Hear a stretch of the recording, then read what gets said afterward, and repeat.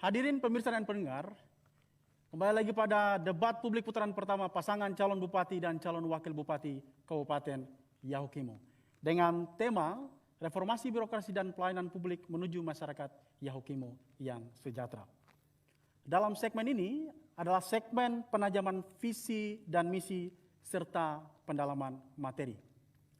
Ada beberapa pertanyaan yang diberikan oleh panelis kepada moderator untuk dibacakan dan ditanyakan kepada masing-masing pasangan calon. Kesempatan yang pertama saya berikan kepada pasangan calon nomor urut 2 dan berikut adalah pertanyaannya. Salah satu agenda kerja utama visi dan misi Anda adalah program pembangunan infrastruktur yang membuka akses dan konektivitas, baik pada sektor pertanian, dunia usaha, maupun pembangunan jalan dan pemeliharaan bandara. Pertanyaan kepada calon bupati, bila terpilih sebagai bupati dan wakil bupati, bagaimana strategi untuk mewujudkan hal tersebut? Waktu 3 menit dimulai ketika Anda berbicara. Bangun Kabupaten Yahukimo ini daerah yang sangat sulit karena APBD kita sekarang itu 1,6 triliun. Tetapi yang kami bisa menggunakan itu adalah 750 miliar. Itu adalah DAU. Tetapi DAK, DBH, OTSUS kami tidak bisa menghitung.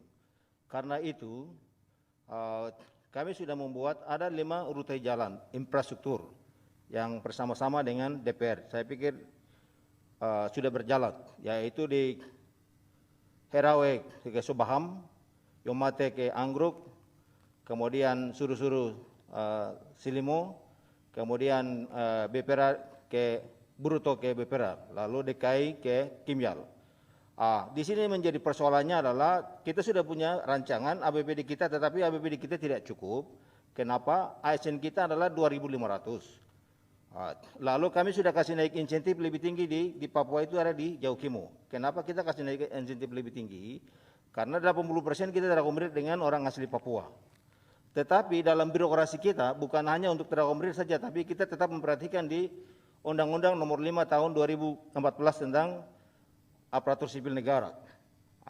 Aparatur Sipil Negara ini kita sudah perhatikan dan kita terakomodir baik, tetapi dari ASN-nya belum mampu untuk bisa merancangkan untuk program dari segi infrastruktur. Ini jadi masalah. Sehingga ke depan saya dengan Pak Wakil ini harapkan bahwa kita harus evaluasi secara keseluruhan dalam birokrasi kita ini.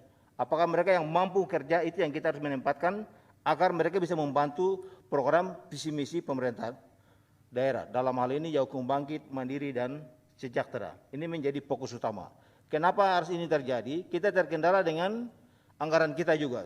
Di celah-celah COVID seperti ini, kami programnya infrastruktur kita berhentikan karena memang harus diwajibkan untuk kita arahkan anggaran kita ke COVID. Ini juga jadi persoalan. Persoalan kedua yang kita terjadi adalah kita juga rekrut orang asli Yahukimo dari Satgas Yahukimo Bangkit, 255 orang dengan satu distrik 5 orang. Kita juga ada Yahukimo Sehat. Bagaimana pada petugas kita harus ada di tempat di mana 33 puskesmas ini sehingga bisa melayani. Ini menjadi faktor persoalan dalam infrastruktur. Tetapi kita tidak mengalah dari situ.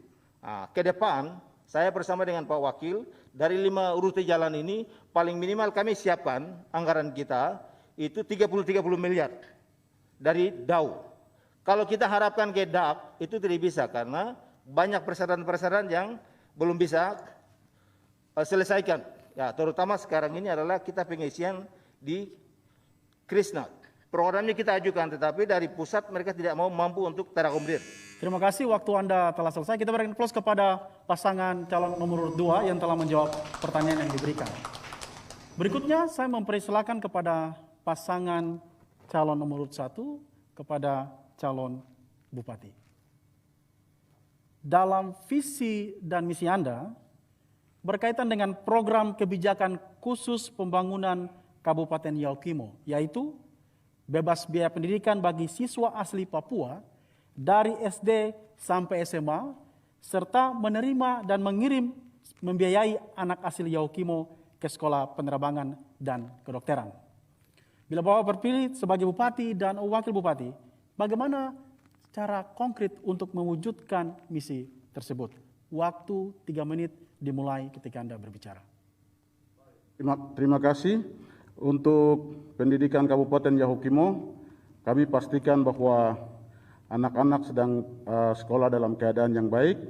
Kemudian ketika kami terpilih 2021, kami juga akan memastikan bahwa mahasiswa dalam keadaan aman dan standar kehidupan kelayakan hidup mereka akan diperhatikan, baik itu asrama sampai dengan kebutuhan seperti air, listrik, dan sebagainya, sehingga student today menjadi leader tomorrow. Artinya mahasiswa hari ini menjadi pemimpin hari esok. Kemudian kami juga akan buka sekolah unggulan di 10 titik dengan mendatangkan guru kontrak dari luar, sehingga kurikulum pendidikan dasar di Kabupaten Yahukimo itu bisa berjalan dengan baik, sehingga 50-60 tahun ke depan ada 1.000-2.000 orang cerdas dari Kabupaten Yahukimo yang menopang pembangunan Yahukimo maupun pembangunan tanah Papua ini. Sehingga mereka suatu ketika menjadi orang-orang yang mengelola hasil kekayaan alam yang Tuhan kasih, yang tersembunyi di bawah tanah, yang sekarang kita kelola ini, yang masih ada di atas tanah dan negeri ini. Oleh karena itu, kami pastikan bahwa kami akan mendatangkan sekolah-sekolah swasta, dan pastikan guru ada 6 di setiap sekolah, kapur dalam keadaan lengkap, kurikulum sedang jalan dengan baik, dan gurunya yang sudah tidak produktif kami ganti dengan guru kontrak yang kami datangkan dari dalam dan luar negeri, sehingga anak-anak Yahukimo ke depan menjadi cerdas, bersaing, punya daya saing, sehingga 50 tahun, 60 tahun ke depan indeks prestasi manusia itu sama dengan orang DKI Jakarta. Itu yang akan kami kerjakan. Jadi kita akan perhatikan dari pendidikan usia dini, pendidikan dasar, sampai dengan SMP, SMA, semuanya pola asrama. Jadi di 10 titik itu kami akan bangun sekolah pola asrama. Kemudian juga di daerah nomaden seperti DKI, Sumo, Suru-Suru itu punya pendidikan pola asrama sendiri. Sehingga anak-anak dari wilayah itu berkembang bersaing dengan anak-anak di daerah lain. Dengan demikian, indeks prestasi manusia Kabupaten Yahukimo akan meningkat, dan orang Yahukimo akan punya daya saing, berkarakter, dan cerdas seperti visi dan misi kami yang kami sampaikan tadi di awal. Dan kami juga akan memperhatikan sekolah-sekolah yang langka seperti pertambangan, perminyakan, sekolah pilot, sekolah kedokteran, semua itu kami akan perhatikan. Dan itu sudah kami buktikan bahwa waktu kami masih ketua dewan, beberapa anak sudah jadi pilot, dan sebagian besar sekolah dengan baik, dan hari ini ada mengabdi di Kabupaten Yahukimo. Cukup? Ya, kita berikan aplaus kepada pasangan calon nomor 1 yang telah menjawab pertanyaan yang telah diberikan. Berikutnya saya kembali kepada pasangan calon nomor 2, terlebih kepada calon wakil bupati.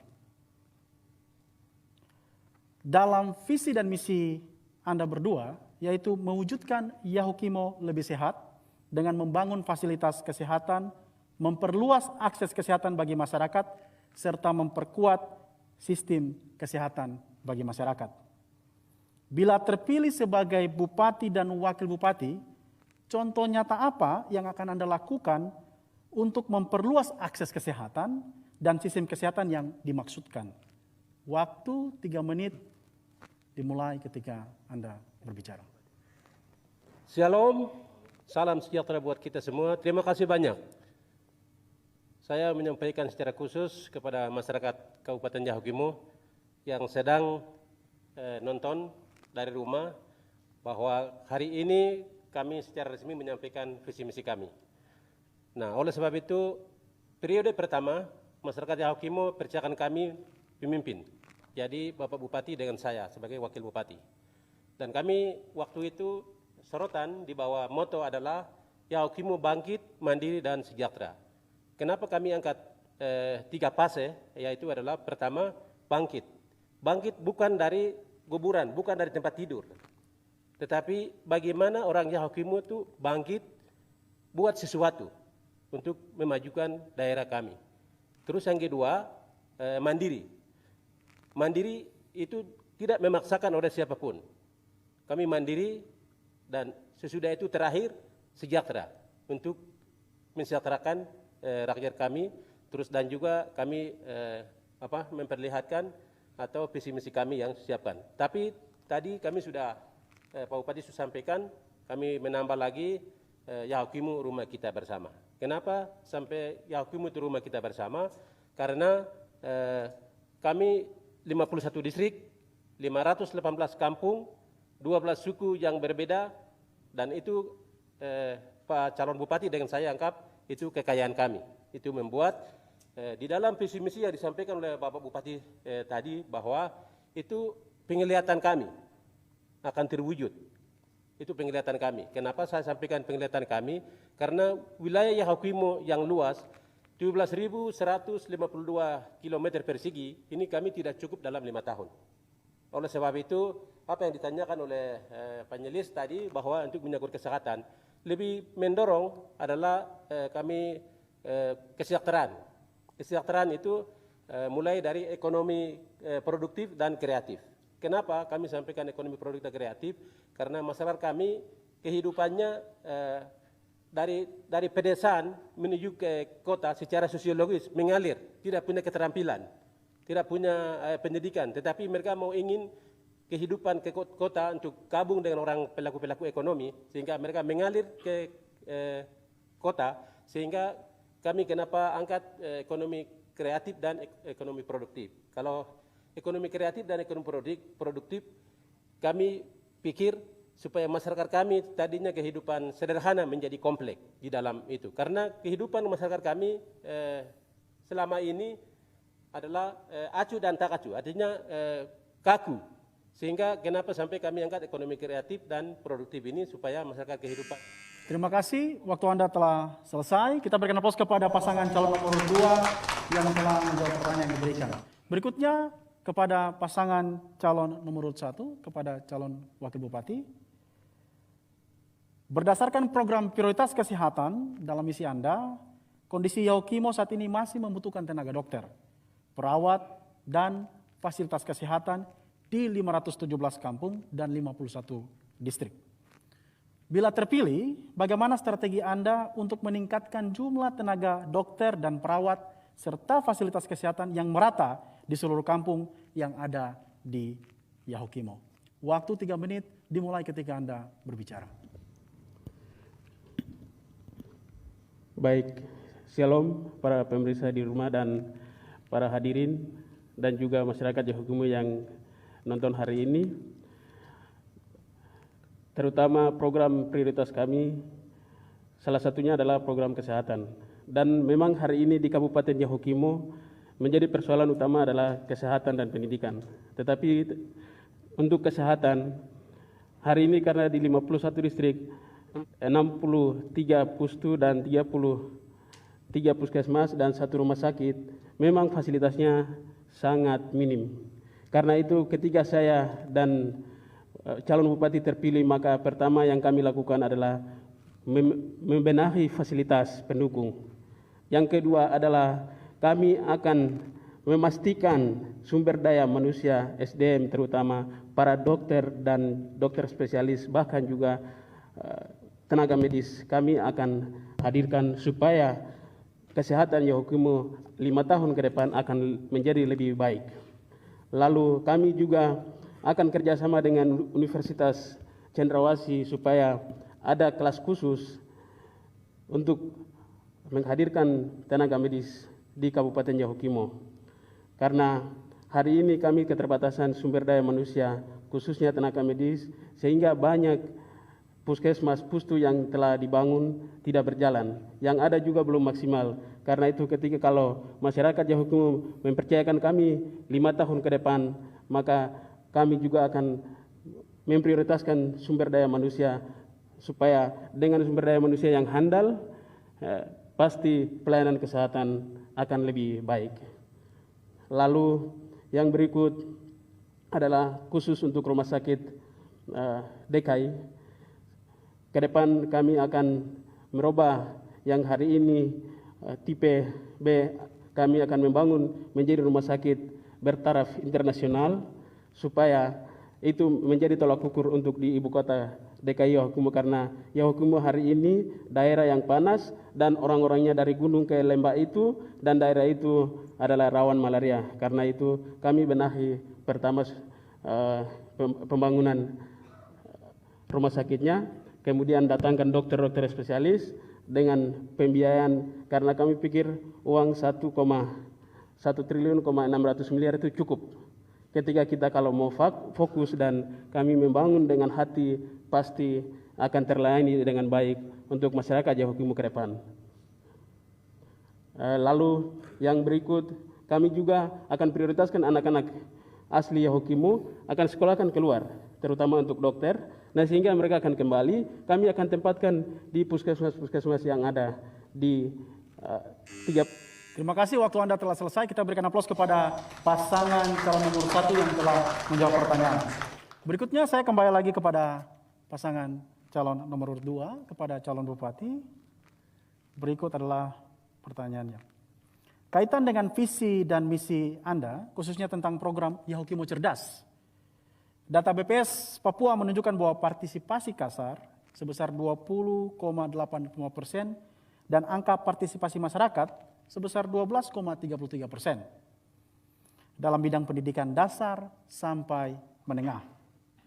Hal ini menunjukkan bahwa masih ada anak-anak Yahukumo yang putus sekolah. Bila terpilih sebagai bupati dan wakil bupati, bagaimana strategi Anda agar tidak ada anak Yahukumo yang putus sekolah? Waktu 3 menit dimulai ketika Anda berbicara. Baik, terima kasih. Khusus untuk pendidikan di Kabupaten Yahukumo, mulai dari 2018, 19, kita sudah evaluasi sekolah secara keseluruhan. Dan kami sudah membuat 20 sekolah itu penghapusan dan penggabungan. Kenapa hal ini terjadi? Di dinas pendidikan itu hanya kepentingan untuk dana bos saja, tidak ada tenaga guru, tapi mereka membuka sekolah itu dekat-dekat. Guru yang dipegang kepala sekolah itu adalah tamatan daripada SMP atau SMA, atau guru yang golongannya itu 2C.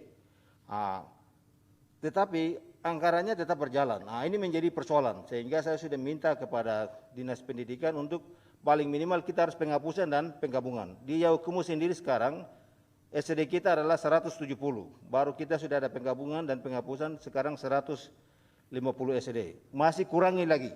Kenapa? Indeks prestasi untuk anak-anak yang lulus pada setiap tahun kami tidak bisa menguji.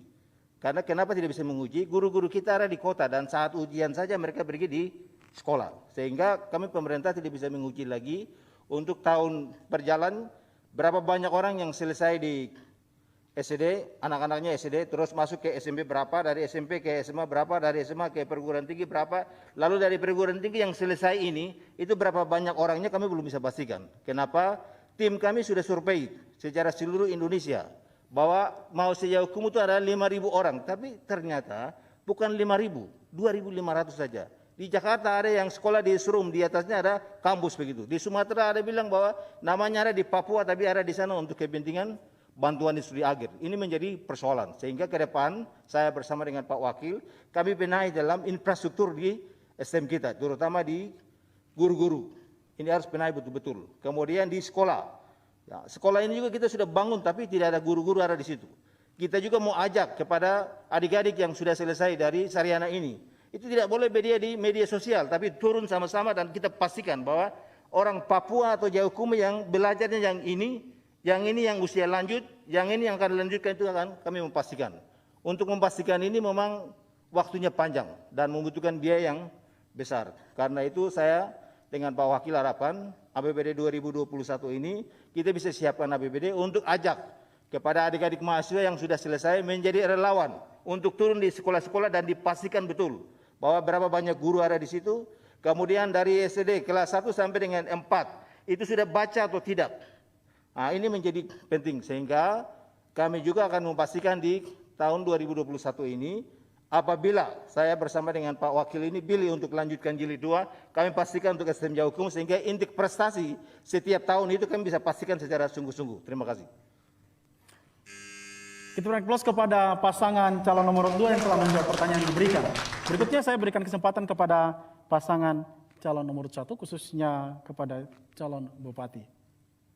Masih berkaitan dengan visi dan misi program Anda, di dalam kebijakan umum pembangunan Kabupaten Yahukimo, Anda akan membangun 1.000 rumah bagi warga Yahukimo yang benar-benar tidak mampu. Bagaimana cara Anda mewujudkan program membangun 1.000 rumah bagi masyarakat Yahukimo? Waktu 3 menit dimulai ketika Anda berbicara. Baik, terima kasih. 1.000 rumah untuk Kabupaten Yahukimo, terutama mulai dari Kabupaten Yahukimo. Ketika terjadi perang suku antara saudara, masyarakat sekarang ini masyarakat masih tidur di bawah tenda dan juga masih berkekurangan dengan infrastruktur, sehingga 1.000 rumah yang kami canangkan itu untuk jangka pendek, jangka menengah, dan jangka panjang. Sehingga tanah pemerintah yang ada di Kabupaten Yahukimo yang ukurannya 8.000 km persegi, itu kami akan alokasikan untuk setiap suku wilayah adat yang ada, sehingga di lokasi itu kami akan bekerja sama dengan PUPR, baik di tingkat kabupaten, provinsi maupun pusat, sehingga kami taruh dana pendampingan misalnya 20 miliar, dan ditambah dana provinsi dan dana pusat, sehingga kalau 1 tahun itu kami alokasikan 100 miliar hanya untuk pembangunan rumah dengan tipe tertentu, maka seluruh masyarakat Kabupaten Yahukimo akan menikmati kehidupan yang layak. Rumah ini ikutan dengan air bersih yang baik, kemudian juga listrik, sehingga dalam suatu dengan Telkomsel sarana-sarana ini semua, sehingga dalam suatu waktu kita bisa lihat outputnya dari semua proses itu. Kemudian juga kami canangkan rumah itu bukan hanya di kota. Dalam tahun karena kepemimpinan itu selama 5 tahun, sehingga pada tahun ketiga dan keempat kami bisa keluar membangun di kecamatan dan desa sesuai dengan kebutuhan. Karena wilayah Yahukimo sekarang ini sama luasnya dengan Jayawijaya yang dulu, sehingga kami ada 12 suku, kemudian 9 denominasi gereja dengan luas wilayah yang sangat besar, sehingga memang urus Yahukimo ini sama dengan urus Jayawijaya pada periode-periode yang kita sudah lewati. Karena itu secara perlahan kami akan perhatikan itu, tetapi juga kami harus mengangkat kepala dinas PU dengan perumahan yang punya tingkat kecerdasan, kemampuan, tapi juga kapasitas dan juga tingkat lobby yang baik, tapi juga punya relasi yang baik dengan DPR RI, DPR Provinsi, sehingga anggaran yang kami perlukan itu bukan kami pakai APBD, tapi bisa pakai APBN maupun APBD Provinsi. Dengan demikian program ini bisa kami laksanakan di 51 distrik dan 517 desa dan kelurahan. Itu yang akan kami masukkan dalam visi misi kami ke depan, dan kami percaya bahwa ketika kita mulai satu hal yang kecil, pasti Tuhan akan menolong. Ketika hati kami bersih untuk menolong, menggembalakan, dan mengatur rakyat kita dengan tulus, tidak ada yang mustahil. Pasti akan mencapai pada poin yang kami cita-citakan. Sehingga rakyat Yahukimo bisa sejahtera, indeks prestasi manusia secara alami akan naik. Terima kasih, waktu Anda telah selesai. Kita berikan aplaus kepada pasangan 1 dan pasangan nomor 2. Di sesi pertama terkait dengan penajaman visi misi baru saja kita selesaikan. Namun ada beberapa pertanyaan juga dalam pendalaman materi kita, di mana akan ada beberapa pertanyaan yang sama yang akan saya berikan kepada pasangan 1 dan pasangan nomor 2. Silakan bisa menjawab calon bupati dan calon wakil bupati, dan berikut adalah pertanyaannya. Saya mulai dari pasangan calon nomor urut 2, dan kemudian pasangan calon nomor 1 bisa menyimak pertanyaan yang saya bacakan. Ketika kita lihat kondisi pasar yang dibangun khusus untuk masyarakat asli Papua dengan pasar umum atau pasar Nusantara, maka kita akan melihat perbedaan aktivitas penjualan, di mana lebih ramai pasar yang umum.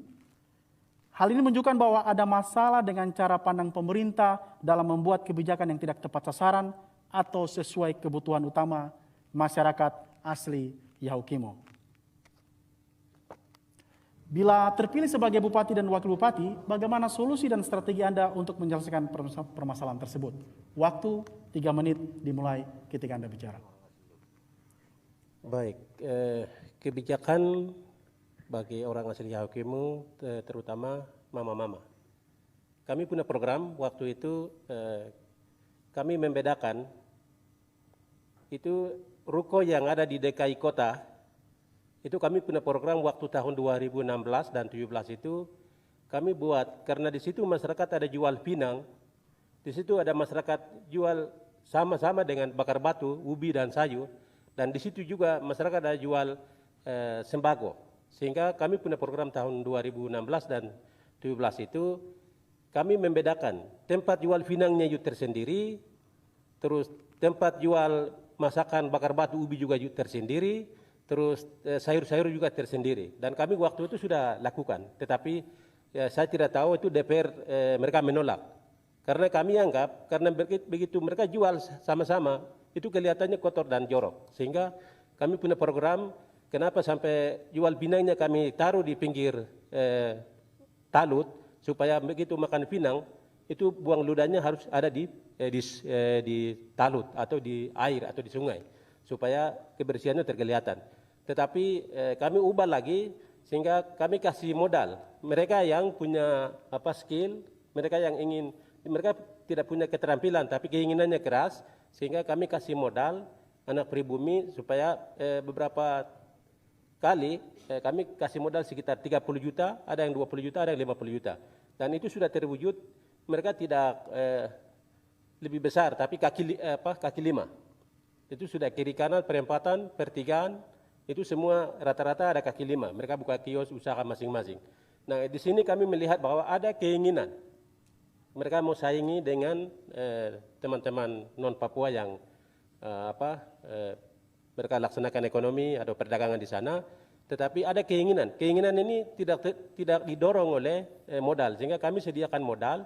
Tetapi tahun 2018 kami cek apa yang kami kasih modal itu tidak diputar. Berarti kami anggap orang ini orang malas, tidak kerja. Maka kami uji yang lain.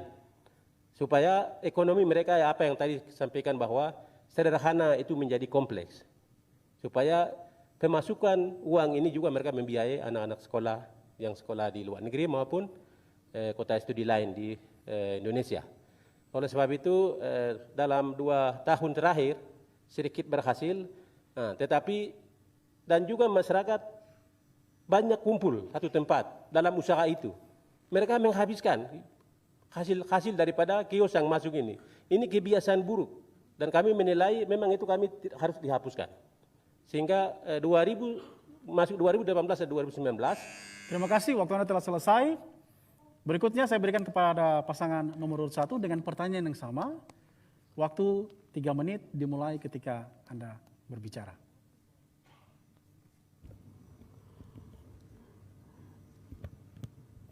Baik, untuk perekonomian rakyat di Kabupaten Yahukimo, kami pertama ketika rakyat memilih kami dan mempercayakan kami akan membangun pasar di ibu kota Kabupaten Yahukimo. Karena hari ini pasar yang saat ini yang telah bangun Bupati terdahulu Pak Ones, ya memang belum terpenuhi sesuai kebutuhan hari ini. Karena itu kami akan bangun pasar yang bisa melihat wajah kota di Kabupaten Yahukimo itu. Nah, ketika kami membangun fasilitas, maka kami juga akan pilah. Kita akan pilah dengan pedagang Nusantara, tetapi juga pedagang asli mama-mama Papua yang hari ini mereka jual di pinggir-pinggir jalan.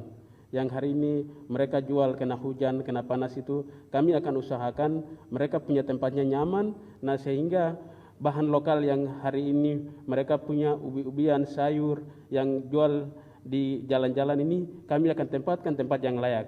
Dan kami juga akan buat produk hukum yang baik supaya bahan lokal yang bisa didagangkan oleh mama asli Papua tidak boleh lagi didagangkan oleh saudara-saudara kita yang Nusantara. Tetapi mereka hanya bisa menjual bahan-bahan yang tidak terjangkau oleh mama Papua. Artinya 9 bahan pokok lainnya boleh saudara-saudara kita non Papua boleh didagangkan. Dan tetapi juga kami juga akan membangun terminal umum, karena ke depan kami punya visi misi akan ada angkutan umum, karena hari ini masyarakat juga sangat resah karena hanya bisa pakai ojek. Nah, sehingga kami ketika terpilih, kami setelah bangun terminal, bangun pasar yang baik, dan kami juga akan fasilitasi kendaraan umum khususnya di ibu kota Kabupaten Yahukimo. Nah, sehingga terpenuhi kebutuhan masyarakat. Jadi ketika mereka ke kebun, mereka bisa datang dengan mudah, mereka bawa hasil bumi mereka dan bisa jual di pasar yang pemerintah sediakan. Saya pikir itu yang kami lakukan khusus untuk di Kabupaten Yahukimo, tetapi juga di distrik-distrik hari ini mereka punya potensi. Misalnya masyarakat di distrik-distrik mereka punya kopi, mereka punya buah merah, tetapi hari ini tidak terjangkau. Kami akan usahakan bangun BUMD di Kabupaten Yahukimo, dan melalui BUMD itu akan distribusi barang yang dari kampung akan datangkan di Kabupaten Yahukimo, sayur-sayur yang misalnya dari Wamena ke Yahukimo, sehingga orang belanja di BUMD yang pemerintah siapkan, dan kita bisa distribusikan ke pengusaha-pengusaha lokal terutama. Nah, sehingga mereka juga bersaing di dalam hal perekonomian itu sendiri, sehingga terbangunlah kesejahteraan sosial dan bersaing dengan. Terima kasih, waktu Anda telah selesai. Kita berikan aplaus kepada pasangan nomor 1. Masih tetap dengan pertanyaan yang sama, saya berikan kesempatan kepada pasangan calon nomor 1. E-planning, e-budgeting adalah kelengkapan instrumen pembangunan daerah sebagai wujud dari good governance. Faktanya, infrastruktur teknologi informasi dan jaringan internet yang sangat terbatas masih menjadi kendala dalam melaksanakan hal tersebut di Yahukimo. Bila terpilih sebagai bupati dan wakil bupati, bagaimana strategi Anda untuk menjawab permasalahan tersebut? 3 menit saya berikan ketika Anda mulai berbicara. Baik, terima kasih. Pelayanan komunikasi, terutama internet, ini menjadi kebutuhan dasar Kabupaten Yahukimo, karena hari ini rakyat Kabupaten Yahukimo masih menggunakan 2G atau 3G. Jadi pada waktu kami terpilih, saya dengan Pak Esau ini sudah punya visi misi dalam 100 hari itu, 100 hari kerja akan meningkatkan fasilitas internet, terutama Telkomsel, sehingga pelayanan dasar kebutuhan masyarakat di sektor komunikasi dan informasi ini bisa terpenuhi. Dan ketika kita meningkatkan fasilitas internet itu lebih baik, itu pelayanan publiknya akan lebih baik. Bukan hanya untuk mereformasi birokrasi atau sesuai dengan ketentuan yang berjalan secara nasional, tetapi secara umum kami akan memberikan pelayanan dasar kepada masyarakat dari sektor komunikasi dan informasi. Kemudian juga dengan situasi yang ada di pemerintahan, ketika hal itu terjadi, maka itu seperti kita tarik satu benang merah. Ketika sarana fasilitas Telkomsel atau internet itu kami benahi, entah dalam bentuk tower atau dalam bentuk parabola, tetapi kami punya tujuan akan menghadap menteri, karena kebetulan menteri orang Nasdem, Pak Joni Plate. Jadi kami sudah punya komitmen untuk pasang parabola. Ketika kami bikin RT dan RW sebagaimana dari awal saya sampaikan, maka setiap RT dan RW itu taruh parabola, sehingga setiap pelayanan dapat diakses dengan baik. Pemerintah juga punya akses itu, sehingga setiap laporan budgeting dan good government atau setiap monitoring yang dilakukan sebagaimana yang ditanyakan akan terlaksana secara natural ketika sistemnya dibenahi. Jadi semuanya ada pada sistem. Sedangkan sumber daya manusia kami akan benahi sehingga orang yang tepat ada di tempat yang tepat. Artinya the right man in the right place. Artinya bahwa orang yang tepat untuk mengelola sumber daya itu akan membuat pelayanan akan jadi maksimal. Sehingga secara vertikal pelayanan akan lebih baik, tapi juga secara horizontal kepada masyarakat akan lebih baik. Sehingga pelayanan pemerintah akan baik dan kita punya daya saing dengan kabupaten yang lain, pelaporan lebih cepat, evaluasi lebih cepat, dan juga kita bisa jemput bola dengan cepat untuk perkembangan APBN, APBD, sehingga Yahukimo tidak ketinggalan tetapi akan maju bersaing. Sehingga untuk meningkatkan sarana telekomunikasi ini menjadi prioritas dan itu akan menjadi 100 hari kerja. Dan kami akan buktikan itu setelah 100 hari kerja terpilih. Demikian. Kita berikan aplaus kepada pasangan nomor 1. Berikutnya masih pertanyaan yang sama. Saya mempersilakan kepada pasangan nomor urut 2. Waktu 3 menit dimulai ketika Anda berbicara. Untuk pelayanan reformasi birokrasi ini, secara sesungguhnya Kabupaten Yahukimo itu kami sudah menggunakan dengan seluruh pejabat eselon 2, itu kita sudah menggunakan dengan sistem planning dan budgeting yang dipusatkan di Bapeda. Kenapa kita pusatkan di Bapeda? Memang program sekarang itu tidak boleh seperti manual. Semua program paspornya ada di Bapeda. Baik program yang akan mendatang baik di infrastruktur, pendidikan, kesehatan. Karena itu selama ini itu memang betul-betul kami pusatkan di Badan Perencanaan Daerah. Setelah kita pengisian, lalu kita juga di musrembang, terutama itu musrembang kampung, distrik, kabupaten, provinsi, Pegunungan Tengah, lalu musrembang nasional. Sehingga sumber anggaran kita itu tidak bisa sembarang. Sekarang itu kita tidak bisa menggunakan secara sembarang lagi. Nah, karena itu di sini kami membutuhkan orang-orang yang IT. Orang-orang yang IT juga, tapi kami perlu orang-orang IT jangan sampai dia pencuri uangnya. Semakin hari semakin pintar, semakin hari dia pencuri karena APBD kita sedikit. Karena itu orang-orang yang perlu ada kesadaran, kemudian mampu membangun daerah, kerjasama koordinasi dengan pimpinannya, sehingga pelayanan publik ini bisa berjalan secara baik dan teratur. Kedua, sebenarnya daerah Yahukimo tidak perlu dipersoalkan. Artinya kita sudah bangun 6. Tinggal 2021 ini kita mengaktifkan. 1 di Keke, itu 72 meter. Di kantor Bupati ada 72 meter. Di Holwon ada 72 meter. Di Hogio 62 meter. Di Silimo 62 meter. Tinggal sekarang proses bagaimana kita bisa mengaktifkan sehingga warga masyarakat Yahukimo pelayanan publik ini bisa dimanfaatkan. Di ibu kota sendiri ada penyangga 32 meter, ada 4 yang kita sudah bangun. Cuma karena memang ini dibangun oleh uang negara, kita tidak bisa mengaktifkan secara cepat apa yang kita pikirkan. Tetapi kita sudah mengajukan surat ke pemerintah, Infocom, untuk bagaimana kita akses ini, sehingga akses internet ini, karena memang dari Yahukimo, dari Asmat ke Yahukimo, dari Yahukimo kita kirim ke Duga, dari Yahukimo ke Jayawijaya, terus dari Yahukimo ke Pegunungan Bintang. Atau yang dikenal juga dengan novel coronavirus adalah virus baru penyebab penyakit saluran pernafasan. Sejahtera.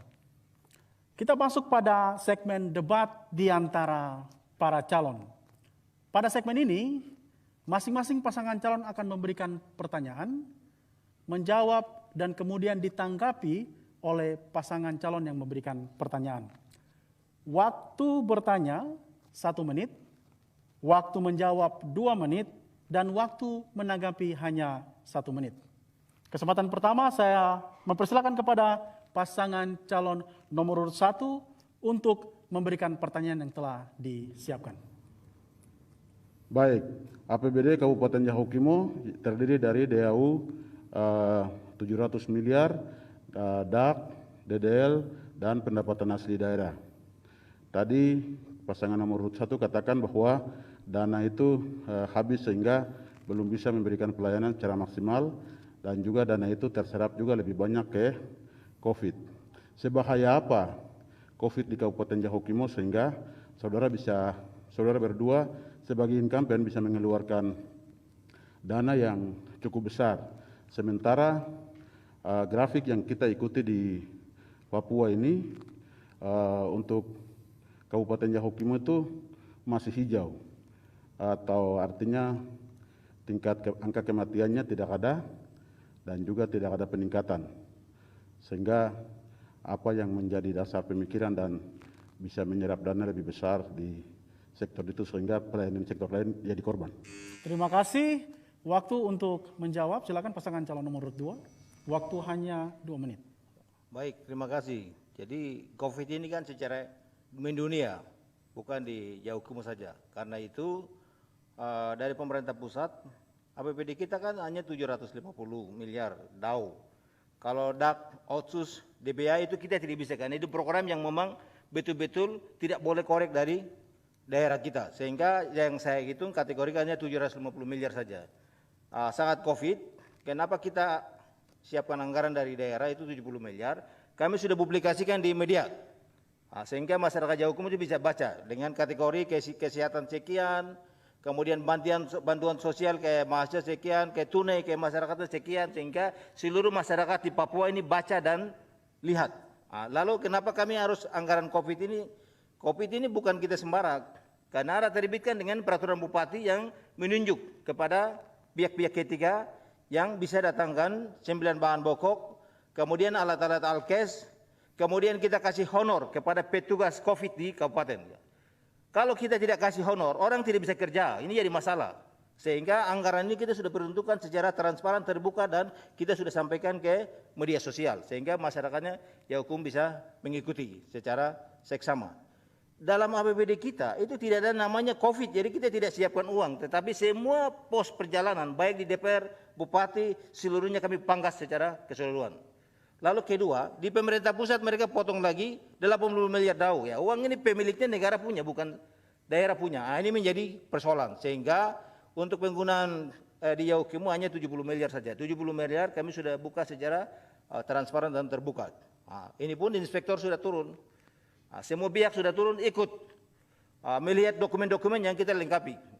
Ada kebanyakan mahasiswa mereka bilang harus diperiksa bupati juga. Tapi ini kan uang negara. Yang memeriksa itu mereka yang punya undang-undang yang ngatur dan yang punya komponen secara. Terima kasih, waktunya telah selesai. Silakan 1 menit untuk menanggapi jawaban yang telah disampaikan. Ya, menurut hemat saya angka itu sangat besar dan terlalu tinggi ketika kita tidak ada orang yang mengalami sakit COVID itu sendiri. Kemudian juga dari kebijakan itu mempengaruhi ada orang yang jadi korban, di mana pegawai punya hak-hak dipotong, DPR punya hak-hak dipotong. Sehingga hal-hal seperti itu saya pikir tidak menolong rakyat kita sendiri. Kemudian yang kedua adalah anggarannya jadi tumpang tindih. Karena dana DAK seluruhnya ada proyek-proyek, semua dipangkas di pusat habis. Sehingga mungkin kebijakan seperti ini agar jadi pertimbangan. Karena itu kesannya jadi tumpang tindih, di mana ada APBN juga, APBD provinsi juga, kemudian ada kabupaten, sementara daerah kami aman-aman saja. Kemudian saya harap untuk seperti pembangunan infrastruktur dan lain-lain itu bisa jadi perhatian baik legislatif maupun eksekutif, sehingga bisa jadi hal yang membawa berkah. Ya, terima kasih. Kita berikan aplaus kepada kedua pasangan calon. Berikutnya saya mempersilakan kepada pasangan calon nomor 2 untuk memberikan pertanyaan yang telah disiapkan. Baik. Waktu 1 menit. Ya. Baik, terima kasih. Saya pikir Pak Didi ini juga adalah mantan pimpinan DPR, jadi istirahatlah. Artinya di APBD kita di Yahukimu itu memang 1,6 triliun. Tapi setelah kita hitung dari sumber-sumber anggaran, yang kita bisa program antara DPR dengan pemerintah hanya di 750 miliar DAU. Selebihnya kita tidak bisa. Setelah saya dengan Pak Wakil ini kami janjikan untuk jilid 1 bahwa kami akan kasih naik insentif untuk para pegawai negeri sipil Yahukimu dengan 2.500 pegawai. Dan insentif itu kami sudah wujudkan, dan di Papua ini insentif nomor 1 di Yahukimu. Tetapi jadi persoalannya adalah bagaimana nantinya Pak Bupati, Pak Didi Mus jadi Bupati, bagaimana orang-orang yang STM kita ini uangnya sudah bagus, jalan baik, gaji menerima, dan kita arahkan ke non tunai, di rekening semua kita sudah bayar, tapi orang-orang ini itu pemalas masuk kantor. Terima kasih. Waktu 2 menit untuk menjawab pertanyaan yang diberikan.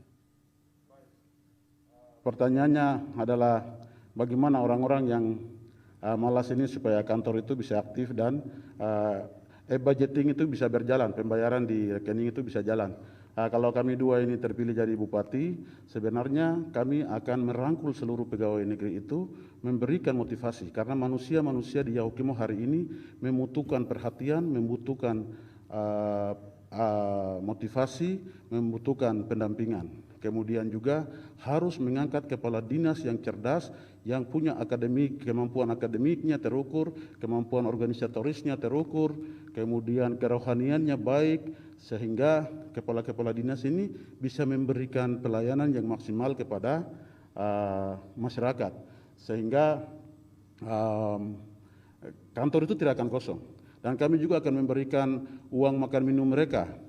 Selama ini uang makan minumnya sudah hilang, sehingga uang lauk pauk itu kami akan kembalikan, sehingga kantor itu aktif dan mereka punya integritas dan harga diri sebagai ASN yang terhormat. Sehingga kami akan memperhatikan mereka, menempatkan orang tepat di tempat yang tepat, dan seleksi orang dengan tepat berdasarkan pangkat dan golongan, tidak melihat suku, ras, golongan, latar belakang, saudara, keluarga, om, tete, nenek, segala macam, tetapi kita melihat orang yang tepat pada tempat yang tepat. Itu yang akan kami lakukan, sehingga pelayanan birokrasi itu akan maksimal, ASN bekerja sesuai dengan standar, kemudian evaluasi anggaran dengan waktu yang tepat, DPR sidang tepat, mekanisme siklus anggaran jalan dengan baik, dan pasti ASN-nya akan punya semangat kerja, karena hari ini mereka butuh motivasi pemimpinnya. Demikian. Ya, terima kasih. Kita berikan aplaus. Sekarang kesempatan untuk menanggapi hanya 1 menit. Silakan. Ya, baik. Terima kasih. Jadi sebenarnya bagaimana dalam kepemimpinan kami itu kita rekrut ya, ASN itu 80% orang asli, kemudian 20% itu adalah profesional. Sehingga mereka ini mampu bisa melayani masyarakat kita secara baik, bisa masuk kantor, kemudian dia bisa aktif karena memang memegang jabatan dari 30 eselon 2 ini, itu secara keseluruhannya kita harapkan 23 jabatan kan orang asli. Hanya menjadi masalahnya adalah ASN ini, dia tidak percaya diri bahwa saya ASN mengabdi untuk daerah ini, untuk melayani masyarakat secara baiknya tidak ada. Ini yang jadi persoalan. Sehingga ke depan, mungkin menjadi tantangan untuk berbagi sehingga mereka ini bisa masuk kantor, pulang ke istirahat begitu, sehingga pelayanannya bisa dimaksimalkan secara baik. Saya pikir untuk lauk bauk kami sudah terakomodir secara baik. Ya, jadi satu kepala satu hari makan itu 35.000, sehingga untuk insentif untuk lauk bauk selama ini berjalan baik. Itu pun kita habis dari DAU kita itu 250 miliar habis untuk kita biayai. Terima kasih, kita berikan aplaus kepada kedua pasangan calon yang telah memberikan pertanyaan dan menanggapi. Masih kembali dipersilakan untuk memberikan pertanyaan pasangan nomor urut 1. Silakan, waktu 1 menit untuk bertanya. Baik, kami tetap tema hari ini tentang pelayanan publik, maka Bapak berdua adalah sebagai incumbent yang pernah menjabat sebagai bupati dan wakil bupati terkait dengan 5 program prioritas Bapak, salah satunya adalah kesehatan. Nah, maka Rumah Sakit Fata Anggruk adalah rumah sakit milik Yayasan GKI yang dulu adalah rumah sakit rujukan di wilayah Pasifik maupun juga di Indonesia. Nah, ketika Bapak waktu itu menjanjikan bahwa akan membangun rumah sakit tipe B, nah progresnya sejauh mana di periode kedua ini untuk melanjutkan rumah sakit itu, karena sampai hari ini masih statusnya dari rumah sakit menjadi puskesmas. Terima kasih. Ya, terima kasih. Silakan waktu untuk menjawab. Baik, terima kasih. Sebenarnya di rumah sakit itu Fata Anggruk itu milik gereja. Jadi 2017 itu kita sudah bangun rumah sakit, lalu kita minta izin ke gereja GKI untuk berikan rekomendasi kepada kami. Tapi karena memang gereja belum berikan rekomendasi kepada kami, sehingga pemerintah tidak bisa mengambil alih untuk statusnya. Ya, status dari rumah sakit Fata ke pemerintah tidak bisa, karena itu gereja milik. Jadi kita menunggu gereja sampai sekarang belum serahkan ke kami. Kedua, untuk menghadirkan salah satu rumah sakit itu kita sudah datangkan dengan namanya Ibu Dr. Eni Kenengkalem. Beliau ini adalah orang Anggruk. Kita fasilitasi untuk penyakit-penyakit apa yang ada di Anggruk itu sehingga kita bangun rumah sakit ini. Tapi sayang sekali beliau tidak pergi. Ya. Nah, jadi ini jadi masalah. Jadi antara orang asli dengan orang ini non Papua bagus. Jadi non Papua bisa masuk, pendatangnya orang aslinya kita sudah biayai, tapi tidak sampai di tempat, sehingga kita tidak menemukan salah satu penyakit yang menular di Anggruk. Sehingga rumah sakit ini kita sudah usulkan, tetapi mereka lihat dengan ada persyaratan-persyaratan yang membangun rumah sakit secara baik.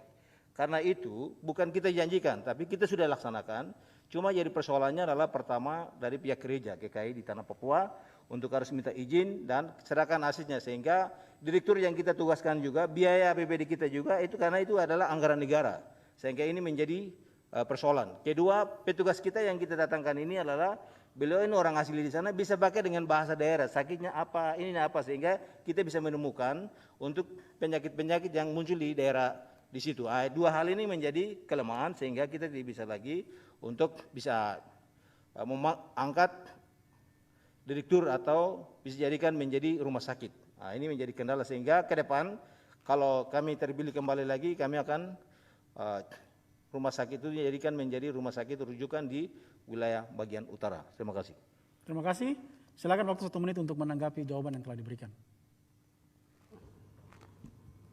Baik, memang ketika kami lihat dari segi fasilitas, ada beberapa yang sudah terbangun, tetapi sampai hari ini rumah sakit tersebut tenaga baik itu kepala puskesmasnya sampai dengan stafnya belum ada, sehingga ini menjadi perhatian kita ke depan supaya tenaga medisnya kemudian kepala puskesmasnya harus di tempat, karena dari 16 distrik yang ada di wilayah di situ sebenarnya tempat itu menjadi pusat untuk mereka bisa dapat melayani terutama di bidang kesehatan, karena ketika mereka dari sana ke ibu kota DKI itu jauh sekali dan dengan kesulitan penerbangan karena di sana hanya menggunakan pesawat. Nah, sehingga itu ke depan akan menjadi perhatian khusus supaya di wilayah itu tercover ketika kita melengkapi fasilitas tetapi juga dipenuhi dengan sumber daya manusia yang memadai. Terima kasih. Ya, kita berikan aplaus kepada kedua pasangan calon yang telah menjawab dan menanggapi. Masih kesempatan memberikan pertanyaan, saya berikan kepada pasangan calon nomor 2 untuk memberikan pertanyaan yang telah disiapkan. Baik, terima kasih. Terima kasih kepada KPU yang memberikan kami tema untuk 3 hal. Tema pokok adalah birokrasi, pelayanan publik, dan kesejahteraan. Nah, ini muncul apabila kedua calon mereka menyampaikan moto adalah pemulihan. Moto pemulihan. Kalau menurut saya, pemulihan ini kata-kata hamba-hamba Tuhan, penginjil, evangelis. Nah, sedang kami melaksanakan pemerintahan, Pak Bupati dengan saya. Nah, kenapa? Penilaian seperti apa? Kekurangan seperti apa? Lalu Bapak angkat moto pemulihan. Pemerintahan sedang berjalan. Usia hampir 17 tahun umur Kabupaten Yahukimo. Terima kasih. Silakan waktu 2 menit untuk menjawab. Baik, untuk sebuah tema adalah hak.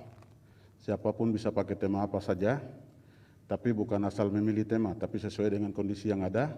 Kami kenapa kasih tema pemulihan Yahukimo? Yang pertama, damai sejahtera yang sesungguhnya itu hilang. Dengan peperangan, dengan pembunuhan yang terjadi. Jadi bukan pelaksanaan pemerintahan yang berjalan. Pemerintahan itu akan ada selama pemerintah Republik Indonesia ini masih ada. Pemerintahan tidak akan berhenti. Tapi bagaimana kita memberikan jaminan keamanan kepada orang? Bagaimana kita memberikan perlindungan hak asasi manusia? Bagaimana orang dari Nusantara kita lindungi?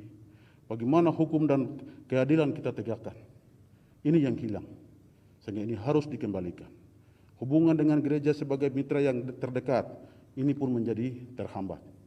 Sehingga kami memberikan tema pemulihan itu supaya betul-betul kembali dengan visi misi mendirikan daerah Kabupaten Yahukimo itu adalah damai dan sejahtera. Damai di dalam rumah, baru sejahteranya akan ditambahkan. Dari hasil kerja, ketenangan, ketentraman, kedamaian, kesejukan, itu akan diberikan. Itu yang jadi kerinduan rakyat Yahukimo hari ini. Dan jangan ada pertumpahan darah. Itu yang kami akan memberikan perlindungan kepada masyarakat Nusantara yang ada di Kabupaten Yahukimo.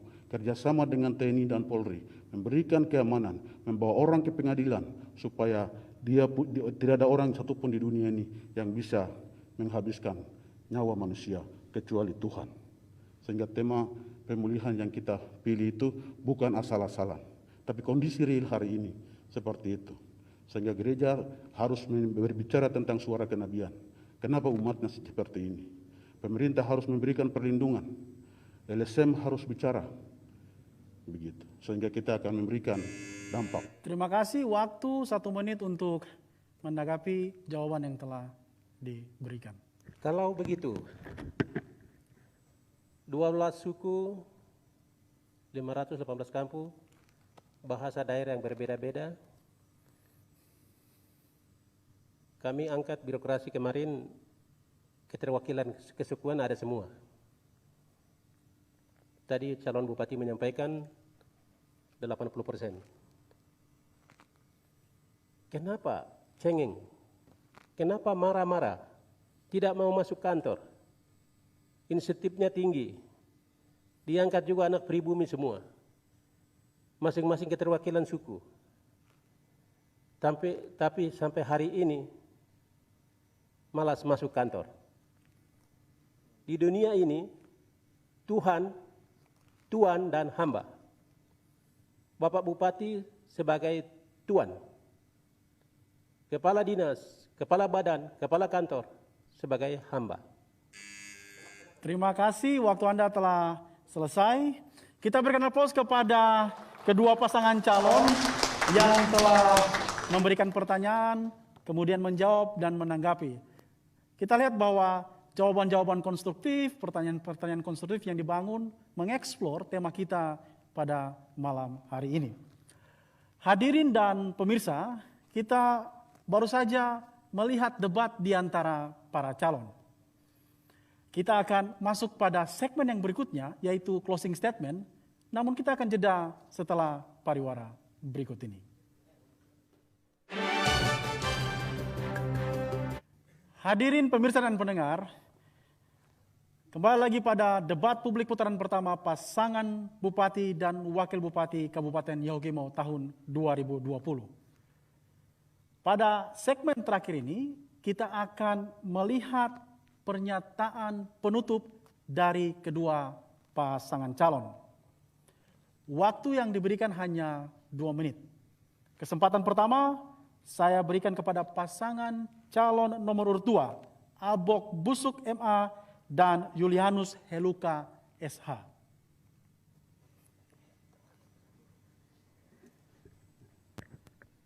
Tanggal 9 Desember, ingat, tanggal 9 Desember tahun 2020,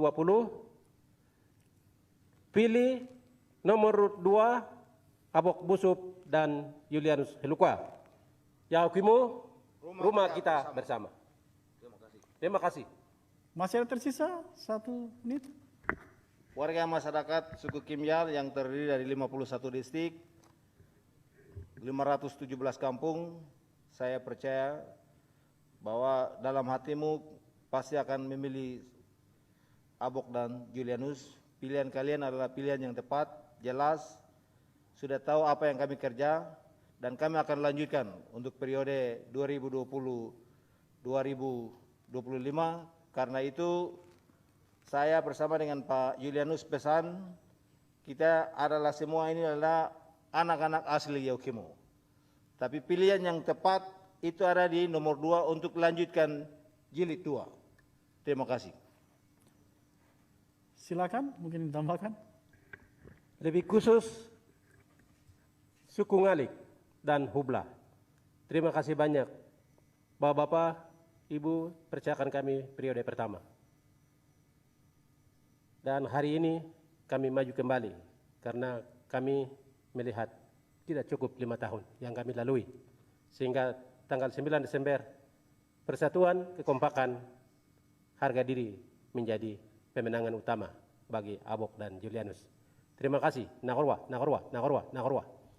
Kita berikan aplaus kepada pasangan calon nomor urut 2. Berikutnya, pasangan calon nomor urut 1, Didimus Yahuli SH dan Esau Miram SIP. Waktu 2 menit ketika Anda mulai berbicara.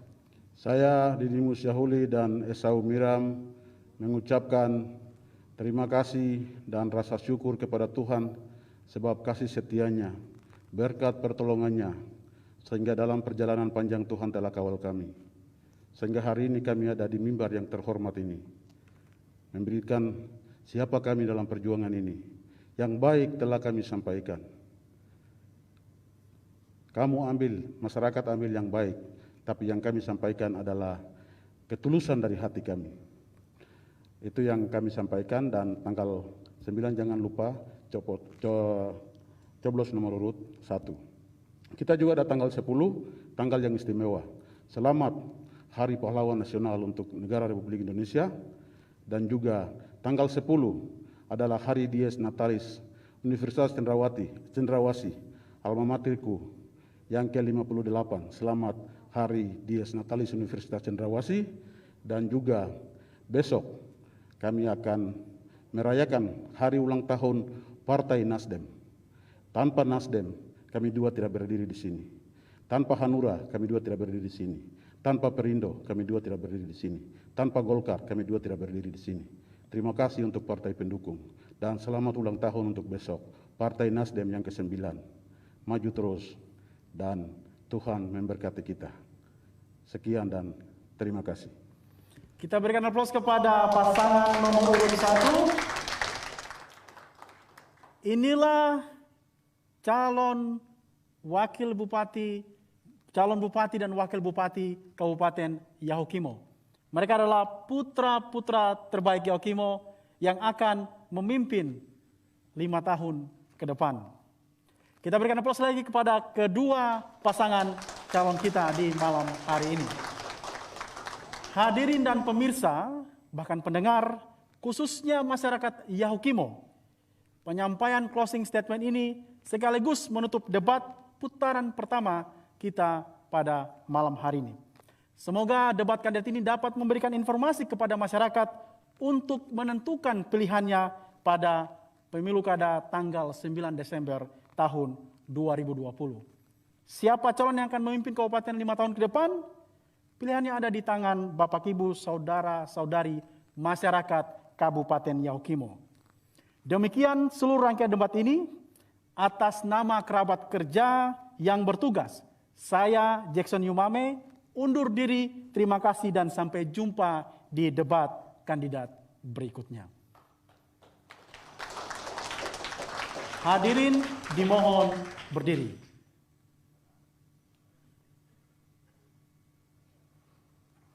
Menyanyikan lagu Papua Pulau Indah.